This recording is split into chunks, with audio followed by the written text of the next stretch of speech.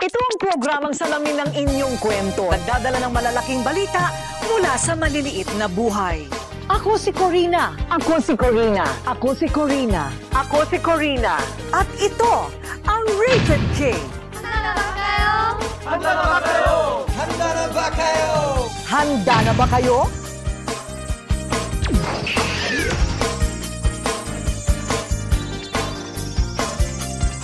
At hindi yan naiiba sa kwento ng mag-amang Larry at Jovit. O kilala ninyo, hindi ba? Hindi rin nila inaasahan na abot kamay na rin nila ang ginhawa ng buhay. Bakit naman hindi? Mula sa libo-libong pumila at nagpakita ng talento sa programang Pilipinas Got Talent, ang anak na si Jovit ang umangat at namukod-tangi. Napukaw ng dating tindero ng siomay ang puso ng publiko. Congratulations dahil you got it! Tatay ni Jovit. Wala po siya. Wala din naman po ako dito.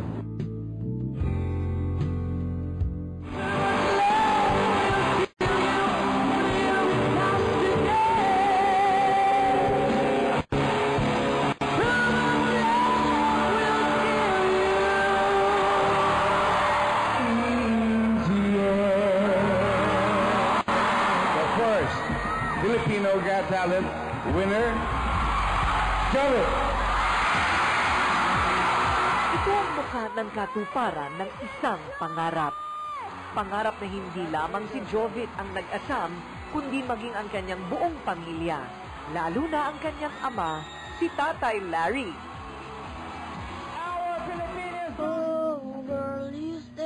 Tatlong taong gulang pa lamang itong si Jovit nang makita niya ang potensyal sa pag-aawit. Kumakanta yung kahit pautal-utal. Naririnig lang niya sa radyo yung kanta. Kahit tono lamang ikinakanta niya. Marami pang natutuwa. Binubuhat siya doon, pinapatong sa lamisa, pinapakanta. Ay siya na may maliit pa noon, talagang ay binibigyan ng pera. Dito sa Rosario, Batangas, pinalaki ni Tatay Larry ang kanyang 5 supling. Tanging paggawa at pagtitinda ng pandesal ang kanyang pinagkakakitaan. Ito lang talagang pinagkukuhanan ko ng pagkain, panggastos. Mahigit 200 piso lamang ang kanyang kinikita dito araw-araw. Kahit kapos ang kita ni Tatay Larry sa pagtitinda ng pandesal, ay pinag-ipunan niyan talaga ang pambili ng kauna-unahang gitara para kay Jovit. Naku, kahit hindi talaga nila halos ma-afford, pikit matang binili ni Tatay Larry ang kauna-unahang gitara ni Jovit sa halagang 600 piso para na lamang daw tuluyan ng mahasa ang kakayahan at talento ng anak sa musika. Mismong si Tatay Larry ang nagturo kay Jovit sa pagtugtog ng gitara. At sa edad na 6, bihasa na daw ito sa pagtipa ng mga kwerdas. Maraming nagsasabi sa akin, siya maliit pa, malayo ang mararating. 13 anyos si Jovit noong maengganyo siya ni Tatay Larry na sumali sa isang amateur singing contest sa Batangas. Pero hindi siya pinalad na manalo. Bata pa naman daw ako, madami pa naman daw po akong mararating.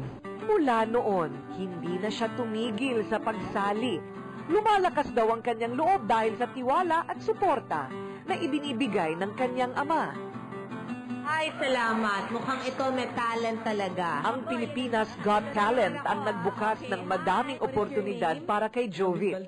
Jovit, go ahead.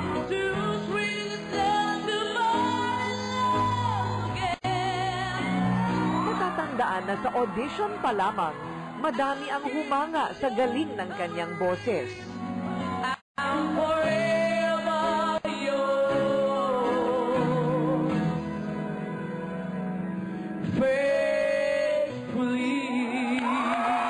Mula sa pagkanta sa mga piyestahan sa Batangas, abay nangarap din naman si Tatay Larry na makapagtanghal naman si Jovit sa mga malalaking entablado tulad ng dito sa loob ng Araneta Coliseum.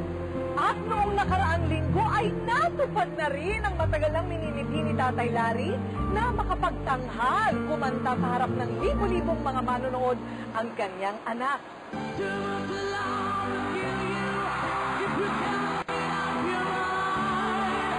maikukubli ng mata ni Tatay Larry ang kagalakan para sa anak.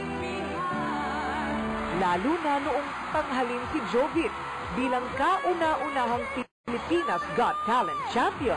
Congratulations, Jovit. Ako isang mahirap lang, kaya ako biglang nagkakaanak ng gayong na sobrang tuwa talaga. Proud na proud ako, hindi ko makalimutan. Hindi ko po masabi kung ano po nararamdaman ko. Sobrang saya.